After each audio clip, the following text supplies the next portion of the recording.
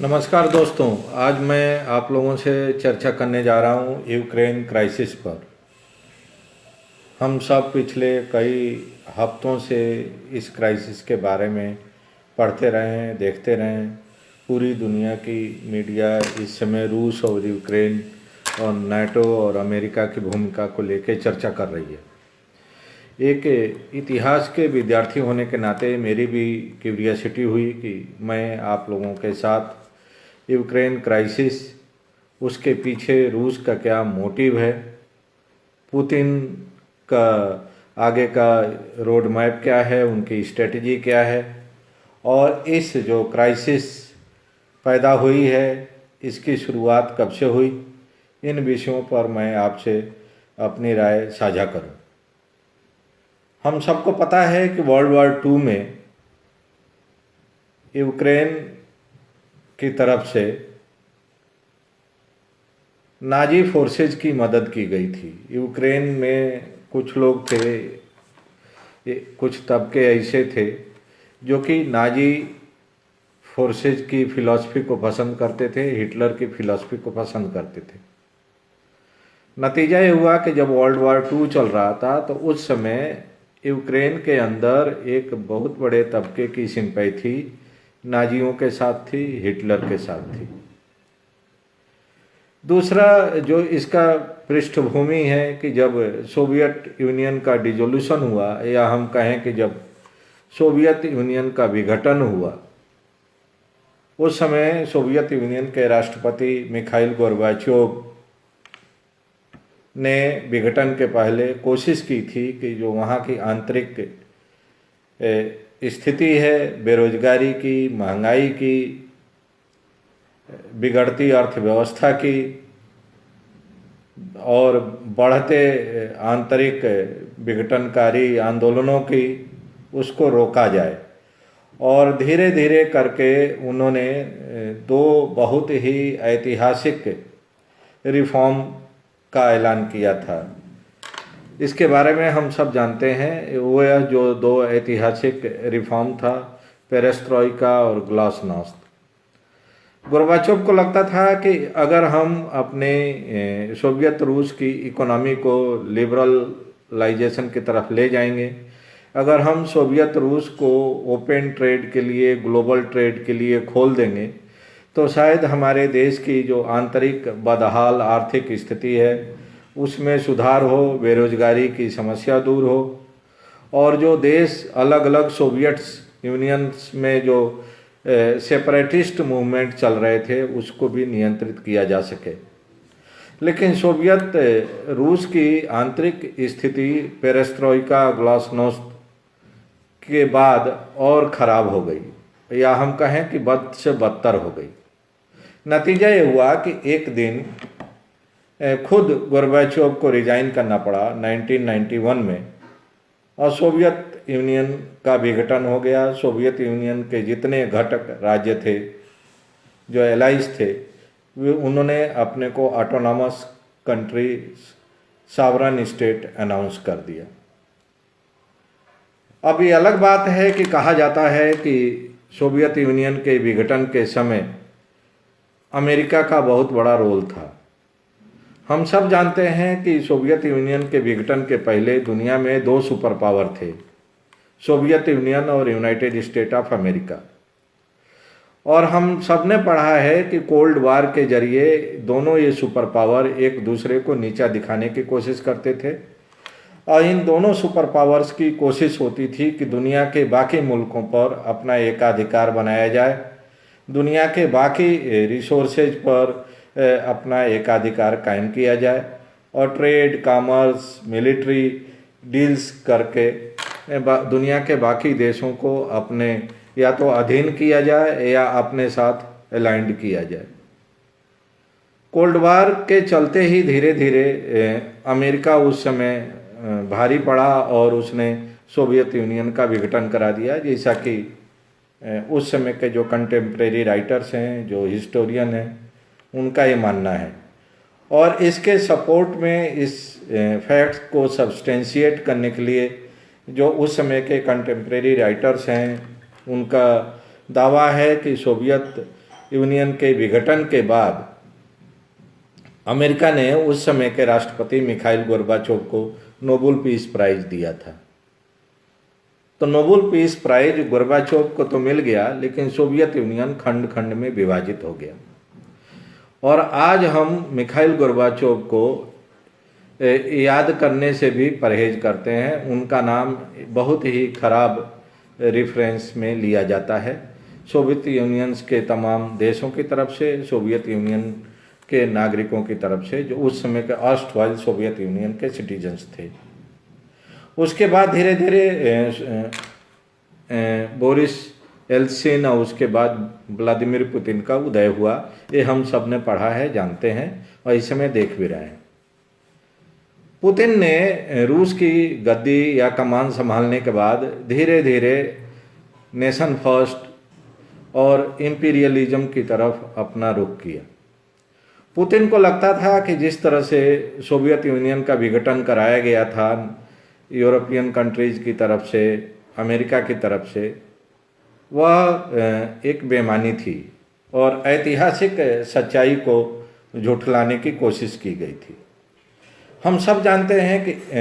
दुनिया में दो तरह की शक्तियां काम करती हैं। एक वे शक्तियां जो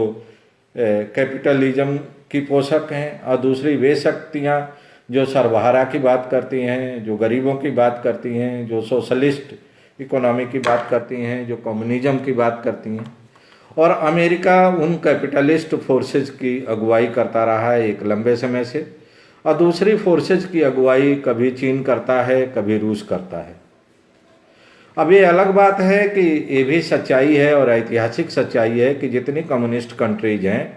उनमें अगर आप देखेंगे तो डेस्पोटिक रूलर्स की संख्या समय समय पर ज़्यादा रही है, या हम ये कहें कि डेमोक्रेसी सिर्फ नाम मात्र की रही है उन कंट्रीज में जहाँ की इस तरह के डेस्पोटिक मोनार्क्स या रूलर्स आए हैं।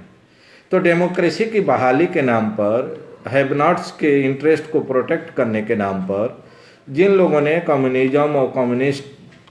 का नारा दिया और जिन लोगों ने कम्युनिस्ट व्यवस्था लागू की, धीरे धीरे जब उनको सत्ता मिली तो वे खुद एक निरंकुश शासक के रूप में बनते गए। नतीजा ये हुआ कि पूरी दुनिया दो हिस्सों में बट गई, दो ब्लॉक्स में बट गई और धीरे धीरे पोलराइजेशन हुआ। एक प्रो कैपिटलिस्ट कंट्रीज के रूप में जिसकी अगुवाई की एक लंबे समय से अमेरिका करता रहा है, और दूसरी उन कम्युनिस्ट कंट्रीज के रूप में, सोशलिस्ट कंट्रीज के रूप में जिनकी अगुवाई कभी चाइना, कभी रसा, कभी सोवियत यूनियन किया करते थे। अब आज जो यूक्रेन की क्राइसिस है, इसकी शुरुआत भी अगर आप देखें तो 8 साल पहले हुई थी। हम सबको पता है कि 8 साल पहले रूस ने, व्लादिमीर पुतिन ने क्रीमिया पर कब्जा कर लिया था और क्रीमिया को रूस का हिस्सा बना लिया था। उस समय भी पुतिन का तर्क यही था कि यूरोपियन कंट्रीज रूस की जो टेरिटोरियल सिक्योरिटी है, जो स्ट्रेटेजिक सामरिक सिक्योरिटी है, उसको डिस्टर्ब करना चाहते हैं, और इस लॉजिक के तहत उसने क्रीमिया पर कब्जा किया था। दूसरा लॉजिक ये था कि रूस का कहना था कि क्रीमिया में जो सिविल राइट्स है, जो सिविक राइट्स हैं, उसका वायलेशन हो रहा है, ह्यूमन राइट का वायलेशंस हो रहा है, वहाँ के नागरिकों को के साथ नाइंसाफ़ी हो रही है, वहाँ की सरकारें कर रही हैं। तो नागरिकों को उनका हक दिलाने के लिए, सिविक राइट और जो हैव नॉट्स के इंटरेस्ट हैं उनको प्रोटेक्ट करने के लिए 8 साल पहले पुतिन ने क्रीमिया पर कब्जा किया। और उसी दिन से इस बात की धीरे धीरे तैयारी शुरू हो गई थी कि देर सवेर आने वाले समय में पुतिन की कोशिश या रूस की कोशिश यूक्रेन पर भी कब्जा करने की होगी। और अगर डायरेक्ट कब्जा नहीं भी करना होगा तो यूक्रेन के अंदर सेपरेटिस्ट फोर्सेज को शेल्टर देके, सेपरेटिस्ट फोर्सेज को परोक्ष रूप से मदद करके यूक्रेन के विभाजन करने की होगी, जिससे कि यूक्रेन जब कमज़ोर हो जाएगा तो वह उसकी मजबूरी हो जाएगी रूस के साथ मिलकर रहने की, रूस के साथ अलाइंड होने की। और जो यूक्रेन कोशिश कर रहा था कि नाटो की सदस्यता लेने के जरिए परोक्ष रूप से यूरोपियन ब्लॉक या अमेरिकी लॉबी में जुड़ना चाह रहा था, अपने टेरिटोरियल इंटीग्रिटी के लिए, अपनी सॉवरेनिटी की रक्षा के लिए, वह उसको मुश्किल होगा। और शायद यही कारण है कि पुतिन ने ज्यों ही एक अप्रोप्रिएट टाइम देखा और जब उसको लगा कि अमेरिका इस समय डिफेंसिव है, अमेरिका अपने इंटरनल क्राइसिस से जूझ रहा है, अमेरिका की खुद की इकोनॉमी बेहद ख़राब है, चाइना उसको लगातार ग्लोबल ट्रेड में पीछे ढकेलता जा रहा है, अमेरिका में की जो फॉरेन पॉलिसी है, चाहे वो इराक की रही हो या अफ़गानिस्तान की रही हो, उसके चलते अमेरिकी शासन के प्रति वहाँ के लोगों में इंटरनली काफ़ी आक्रोश है कि तमाम कोशिशों के बावजूद, अमेरिकी फोर्सेज के नुकसान के बावजूद अमेरिका को न तो इराक में कामयाबी मिली और न अफ़गानिस्तान में कामयाबी मिली, और नतीजतन एक लंबे समय तक प्रॉक्सी वार लड़ने के बाद और हजारों बिलियन डॉलर खर्च करने के बाद अमेरिका को इराक से भी पीठ दिखाकर भागना पड़ा, और अफ़गानिस्तान से भी जिस तरह से अमेरिका भागा है अभी कुछ महीने पहले, ये सब हम सबके सामने, पूरी दुनिया के सामने एक मजाक बन गया कि दुनिया का सुपर पावर किस तरह से रातों रात डेस्परेशन में अपने सैनिकों को लेके अपना बैग पैकअप करके अफ़गानिस्तान छोड़ के भागा। तो जब अमेरिका की इंटरनल क्राइसिस लगातार बढ़ती जा रही थी, अमेरिका में बेरोजगारी, अमेरिका की इकोनॉमी लगातार एक दयनीय हालत में होती जा रही थी, तो उस स्थिति का फ़ायदा उठाकर पुतिन ने क्रीमिया पर अटैक कर दिया। उसको पता है कि अमेरिका, फ्रांस, इंग्लैंड अपने इंटरनल क्राइसिस से जूझ रहे हैं। पुतिन को अच्छी तरह पता है कि अमेरिका, फ्रांस, इंग्लैंड चाहे लिप सर्विस जितना करें कि वे रूस को सबक सिखाएंगे, रूस के ऊपर प्रतिबंध लगा के रूस की आर्थिक स्थिति को डैमेज करेंगे, रूस के साथ सारे डिप्लोमेटिक संबंध ख़त्म करके वो रूस को मजबूर करेंगे कि वे क्रीमिया के बारे में रीथिंक करें, अपनी फॉरेन पॉलिसी के बारे में, अपनी इम्पीरियलिस्टिक अप्रोच के बारे में। लेकिन सच्चाई ये है कि यूरोप के इन देशों की आंतरिक हालत इतनी ख़राब है कि वे आज की तारीख में दुनिया के किसी भी दूसरे देश से बहुत लंबे समय तक दुश्मनी मोल लेने की स्थिति में नहीं है।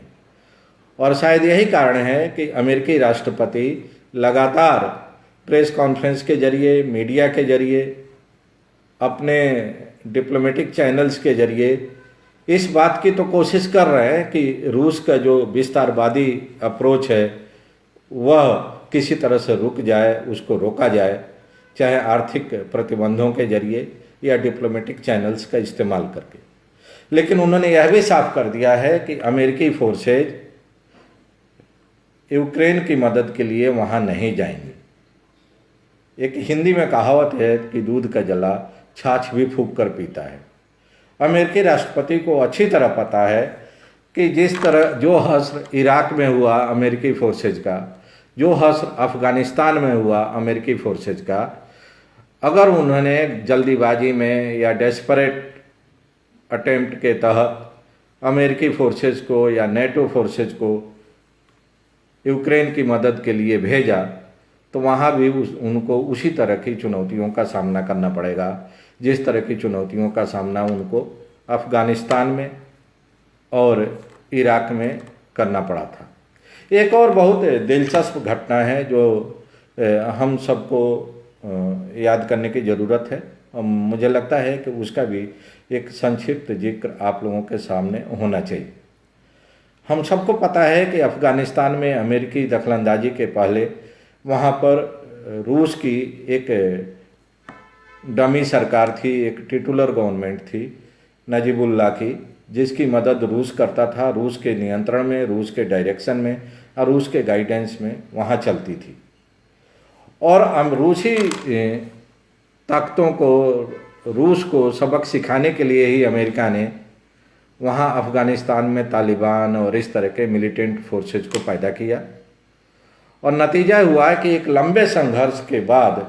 तालिबान ने नजीबुल्लाह और उनके समर्थकों को अफ़गानिस्तान से बाहर भगाया और अफ़गानिस्तान पर अमेरिकी मदद से धीरे धीरे अपना वर्चस्व बढ़ाया। लेकिन जब अमेरिका का वहाँ कब्जा हो गया तो उसी अमेरिका को अपने ही द्वारा पैदा किए उन मिलिटेंट ऑर्गेनाइजेशन से लड़ना पड़ा, उन तालिबानी ताकतों से लड़ना पड़ा, उन मानवता के खिलाफ काम करने वाले लोगों से लड़ना पड़ा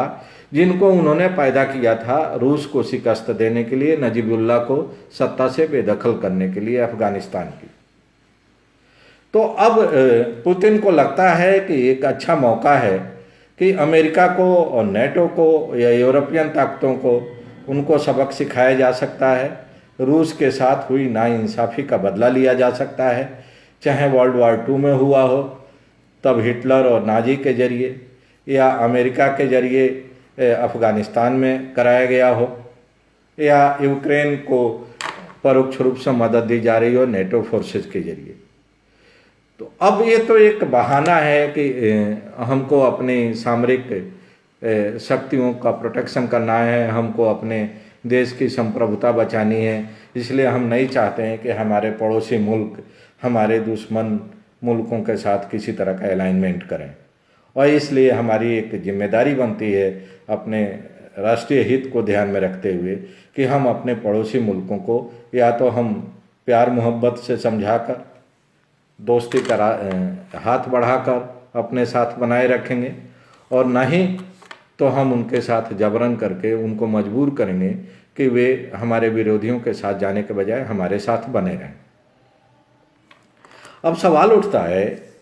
कि जो कोल्ड वार के बाद स्थिति पैदा हुई थी दुनिया में, और जिस तरह का movement, separatist movement Soviet union के अलग अलग देशों में चला और जिसका काफ़ी नुकसान उस समय उठाना पड़ा सोवियत यूनियंस को, कमोबेश उसी तरह के मूवमेंट आप देखेंगे तो दुनिया के अलग अलग हिस्सों में भी देखने को मिलता है। मैं यहाँ उन विषयों पर विस्तार में चर्चा नहीं करना चाहता हूँ क्योंकि वो विषय थोड़ा अलग हो जाएगा। मैं सिर्फ यहाँ एक ही बात बताना चाहता हूँ कि आज की जो यूक्रेन क्राइसिस है,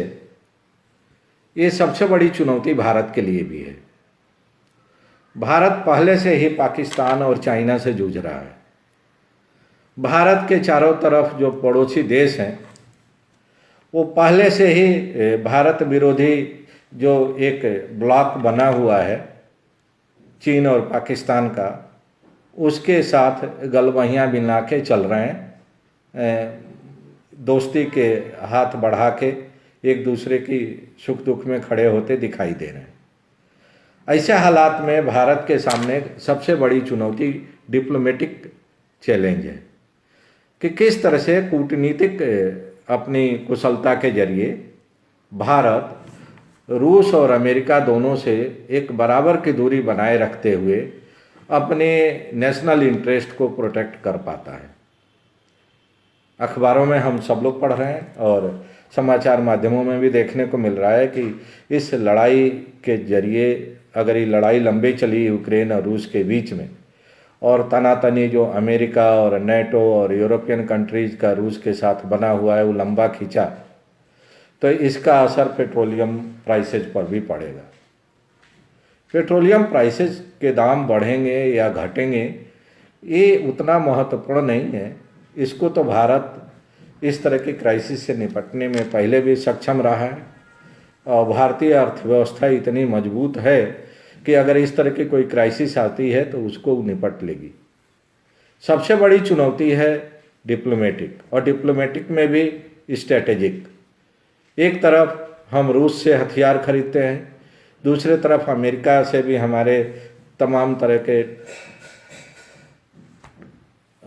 ट्रीटी हैं और उन ट्रीटी के तहत हम अमेरिका से भी सामान खरीदते हैं। अगर इन दोनों ब्लॉक्स में से, इन दोनों सुपर पावर में से कोई भी एक सुपर पावर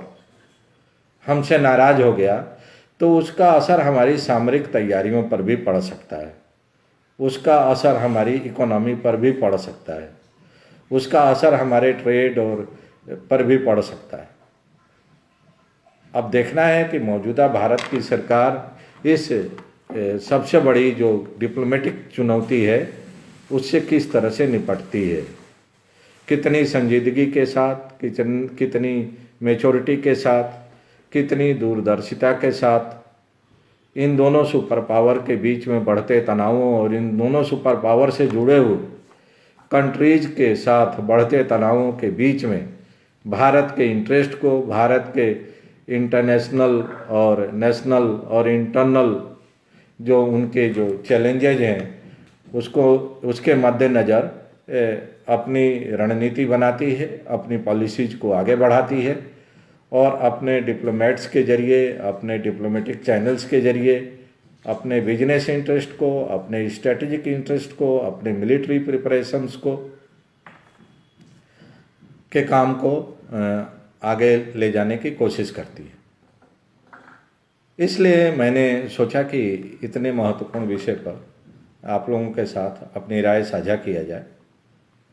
और एक बार फिर आप सबको बहुत बहुत धन्यवाद कि आप लोगों ने मेरी बात सुनी। और दोबारा अगर कोई फिर विषय आता है नेशनल इंटरेस्ट के या इंटरनेशनल इंटरेस्ट के, जिसका संबंध डायरेक्ट इनडायरेक्ट भारत से होगा, तो मैं आप लोगों से मुखातिब होऊंगा और अपनी बात साझा करूंगा। तब तक के लिए धन्यवाद। Good day.